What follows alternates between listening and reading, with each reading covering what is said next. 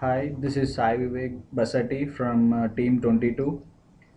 We are doing our project on Unity using Leap Motion. I have gained quite a few knowledge in Sprint 1 and Unity features and Unity graphics, also including the Leap Motion. It was tough time integrating the Leap Motion, but later on we loved it. And object movement using Leap Motion, and I did a POC on object collision, explosions, and targeting an object in the scene. And coming to my POC in the sprint one, like basically I created a basic screen with a ground and an object over it. So initially, you will be dragging the ground onto the screen and putting over the object and setting the directional light on it. So when I'll just run it and show you. So here basically the red objects are created automatically and directed to the blue object, and that get hits to the blue object and disappears. So I have implemented this using a small bit of code where the direction is generated using the player's current position and the main object position, and the force is calculated, and based on it the force is added to the object, and when the objects collide the object is disappeared from the screen, and the bullets are generated based on the time frame. Time to live value is assigned initially, and based on it the bullets are generated automatically. So this is my part for the sprint one. Thank you. Hi, this is Divya Chittimalla. So in the first week of sprint, I've learned about physics for gaming, which includes concepts like rigid body, adding force, and raycasting. Coming to the second week, basically we have tried to integrate Leap Motion device with Unity, and in the third week, I've tried to do some hands-on about the collision of objects. In the fourth week, I've done some POC regarding topics like focusing camera on moving player, updating the score, and also I've done removing objects from the scene when something hits it. So this is the scene of the game. This is the player, and these are different enemies. Let's go ahead and play.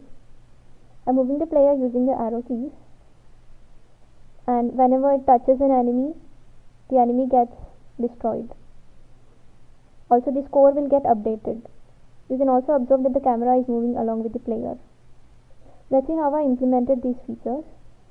Coming to the camera, it has a player assigned to the target property, and in the script we use this property to get the offset, and using this vector the camera is moved along with the player object. And for the collision part, each of these enemies have colliders assigned to them, and I've written a method called onTriggerEnter in the player movement class, which will set the set active parameter to false for the enemy. Also, I've updated the score by 1 point. This is the score canvas on the game scene, and the script for the score is written in the score manager script, where the latest score is appended to the text of the score in the canvas. So this is my POC for the sprint 1. Hi everyone, this is Divya Bitragunta from Team 22. In the first week of my sprint, 1. I have acquired knowledge on Greenfoot and had some game ideas. In the second week, I had an overview of Unity and learned physics concepts like rigid body. In the third week, I had hands on of audio effects and menu creation, depending on which I did the POCs. My POCs are creating an interactive menu, triggering sound in an event, and background audio. The team also worked on the integration of Leap Motion with Unity, which will help everyone have a basic idea of the same. Let me show the POCs. What you see here is the menu scene. Let me play this for you. When I click on the play button, the game is loaded. When I click on the exit button, a new scene is loaded which says game over. This is essentially done by using the navigation of different scenes through the clicking of different buttons.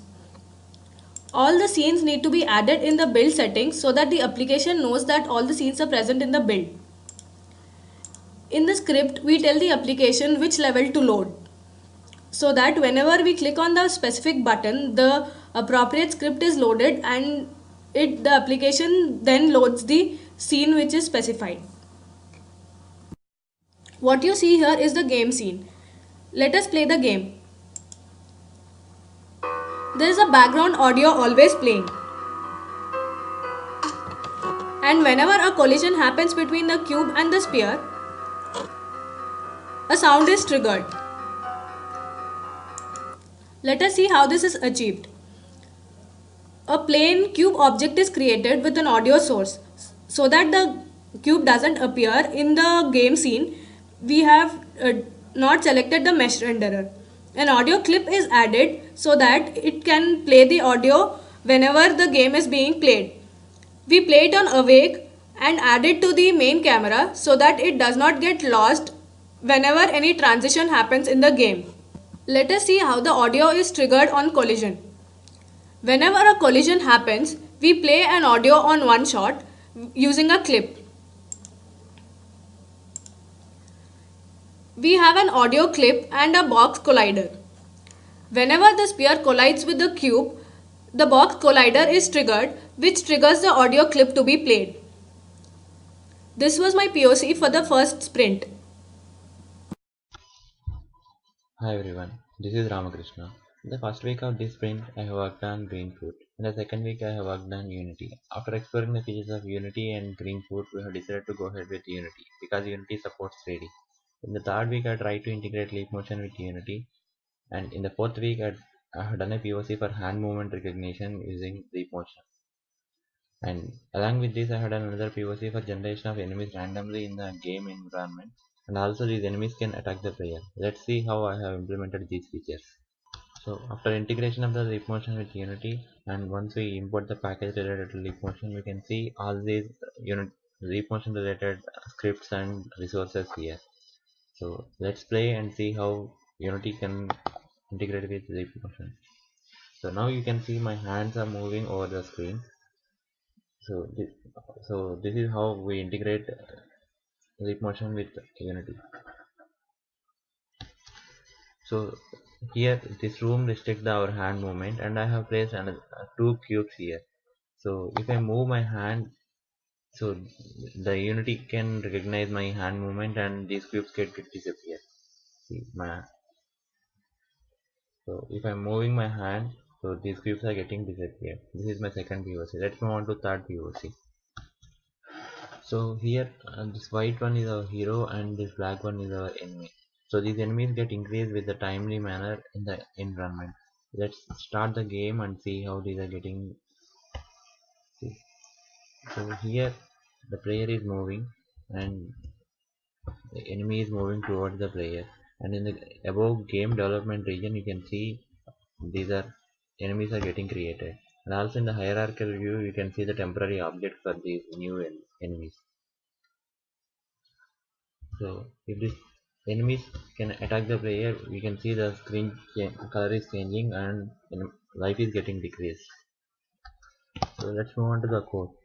So here the enemy manager is invoking repeatedly the spawn method. The spawn method, if the player is active, so it is getting a spawn point and it is creating the enemies in that spawn point position and with the rotation related to the spawn point. So these enemies can move because of the script. So these enemies are getting the player reference in the start, and we have attached a nav mesh to the enemy. So we are setting the nav mesh direction towards the player. If the nav mesh is moving, the enemies also moves towards the player. So this is how the enemies are moving towards the player. Thank you.